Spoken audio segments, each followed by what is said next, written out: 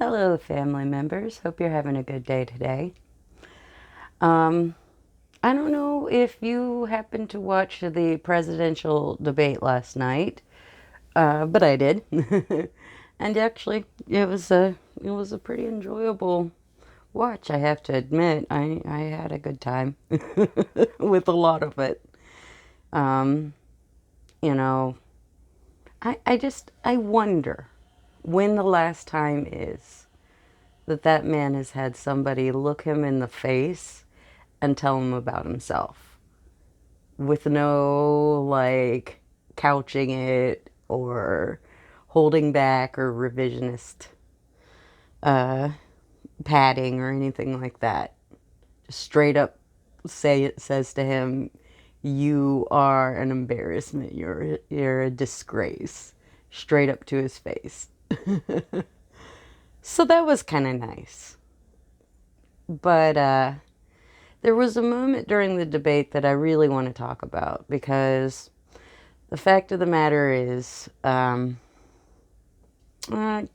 Harris did a good job last night, but she could have done more on this one question, and I wanted to discuss that. Um, they were talking about abortion, and Trump asked Harris, "Are you for abortion in the eighth month, in the ninth month, blah, blah, blah?" And she didn't really say a specific answer there. Um, and I think it's time for us to stick up for people who have to have abortions and the late terms in seventh, eighth, maybe even the ninth month. I actually was reading a paper on this, actual scientific paper about why it is that people get late term abortions. And essentially, there's two different paths to it. One path is probably pretty obvious. You probably have already thought of it.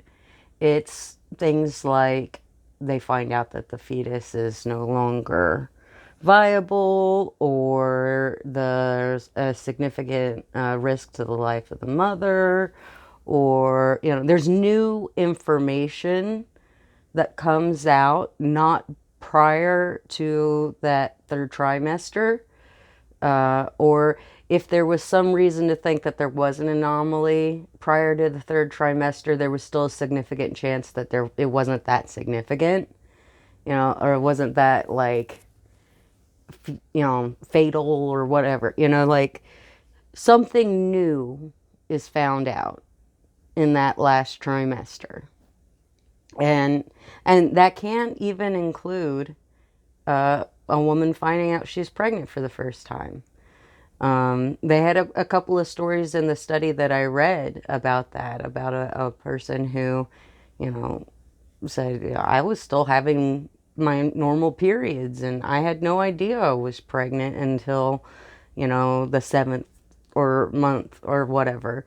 And I actually have a girl that was close friends with my cousins growing up who that happened to.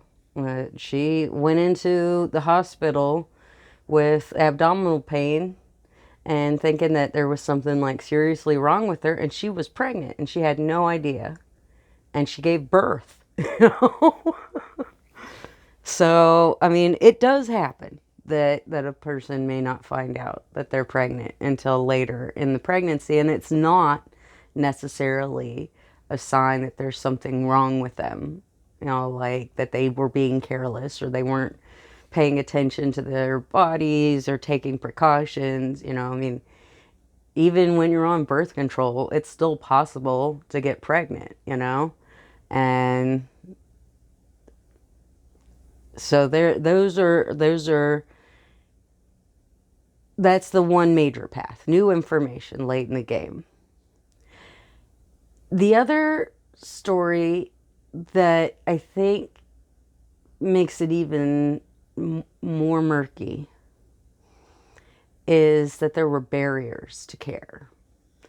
For example, there was a story about a woman who she and her boyfriend were homeless, and she came up pregnant and didn't have any way to get to an appointment, didn't have any funds to pay for an appointment.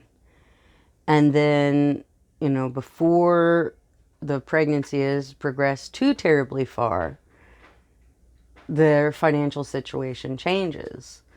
And the boyfriend gets a new job, and she went to get an abortion, and was just like 1 week outside of, like into the third trimester. And there were stories of people who, they couldn't get to an appointment on time, or they, weren't able to, like, basically do anything because of distance, time, money. There was several of them where, like, laws about public insurance not paying for abortion was the barrier to care. And thinking about all these women, all these cases that are discussed, and all of the pregnant people that they represent, that end up having these third trimester abortions, they're all such sad stories, I mean, I can't imagine what those moments felt like for those women. Finding out that the baby that you wanted is got some sort of fetal anomaly that's going to, make it basically non-viable. Finding out that there's some significant risk to your own life. Finding out that, you are pregnant when you had no idea, and you're just a few months away from a whole person coming around that you didn't even anticipate, not having the money to be able to get the health care you need. I don't think that the law has any place there. I honestly think there's no law that we can put in place that's going to stop the kinds of abortions we don't want to happen, that isn't also going to hurt people who are like these women.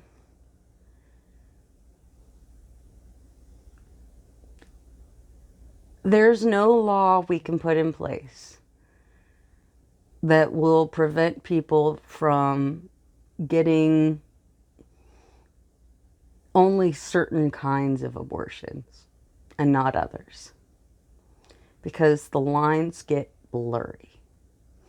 And when a line is blurry and you're talking about a medical procedure, especially one where failing to intercede can lead to long-term health effects or even death for the person who's pregnant. When the consequences are potentially that high and decisions have to be made that quickly, there's no place for the law in that. There's no place for the law to make decisions for people that they may have every right and every good reason to be making. I know a lot of people don't like abortion. And while I disagree that the Bible, prescribes you be pro-life. I mean, I made a whole video some time ago about the biblical case for abortion access, because I believe personally that the more Christian position is to ensure that that these women, that these pregnant people are being treated like human beings, and their lives are being valued above you know, a fetus. I guess I should have, I'm going to put it that way. I believe that that's what the Bible says. But, even if that's not your interpretation of the Bible, or even if you don't agree with me, um, trying to legislate morality, trying to put laws in place so that people act in a way that we find morally correct is a losing cause. And at the end of the day, who's getting hurt here are people who are vulnerable, the most vulnerable people. Most people who want or need abortions get them early on, or if they do get them late, it's because of incredibly tragic circumstances or difficult circumstances or unusual circumstances.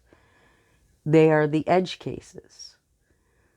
And I don't think that there's any reason to put some law in place to try to parse out which of these edge cases deserve our compassion and which ones don't.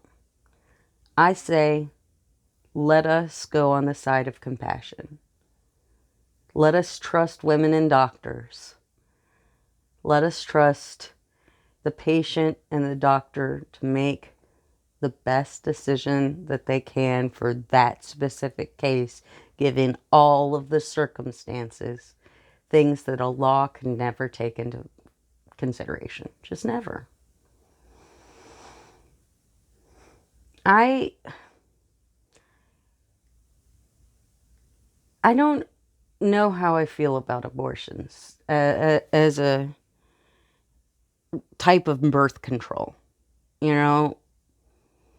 I I'm not the kind of person that's really been a practical concern of mine. Any of my adult life, I'm a romantic.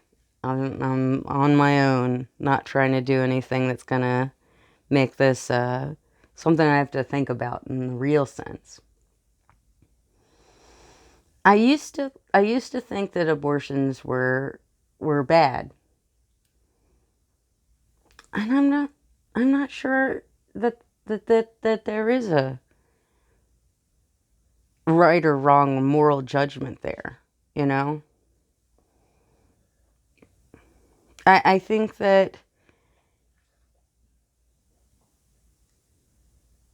it's a lot easier to conceptualize abortions as being something bad when you think about other people doing them. And there's a article called "The Only Moral Abortion is My Abortion." And I think that that's where what really comes down to is it doesn't matter how philosophically pro-life a person is. If they're in those desperate situations where they need an abortion, they get an abortion and they don't feel bad about it. One of the Duggar daughters was in that situation, where and good for her, she had access to the care she needed and she got it. I think that when people call themselves pro-life, they are not really thinking about the individual people who are going through these circumstances. They're thinking about some theoretical baby, some cute little, how could you ever hurt a cute little baby? Well, not every baby is wanted, and that's a tragedy. Not every baby is safe to be born in every household. not every woman is prepared to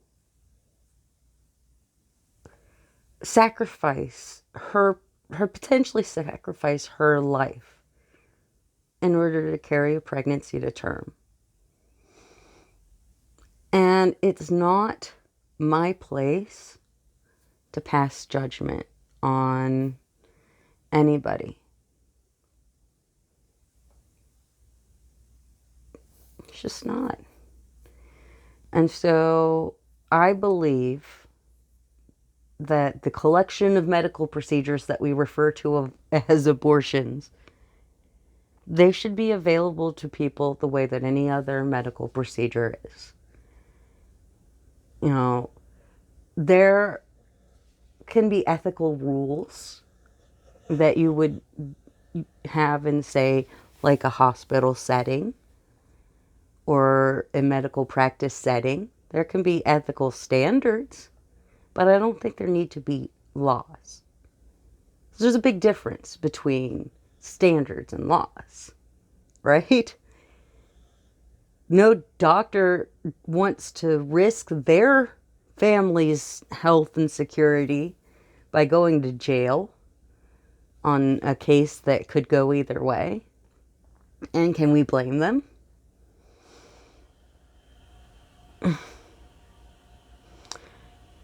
I think that it's time for us to be more clear-headed about this and understand that abortion isn't really even a thing. It's just, reproductive health care. It's a subcategory of reproductive health care. And there's a bunch of different procedures that people do for a bunch of different reasons that we can agree or disagree with. But it's not our place. We don't know better than doctors and their patients. We just don't. And we don't need laws messing this situation up. And as long as there are states where abortion is illegal, it's going to be killing women. And it's going to be preventing women from being able to maintain their reproductive health and then thus prevent them from having children in the future. There's going to be these horrible outcomes. And no woman anywhere is safe in this country until we're all safe. Because what if you're traveling? What if, you have to decide whether or not you want to move to a new place for a new opportunity. Maybe you get offered a great job, but it's in a state where you don't have that ultimate control over your body and your reproduction. What is it costing people already in so many ways? And we need a constitutional amendment that ensures the right of all people to reproductive health care without government intervention.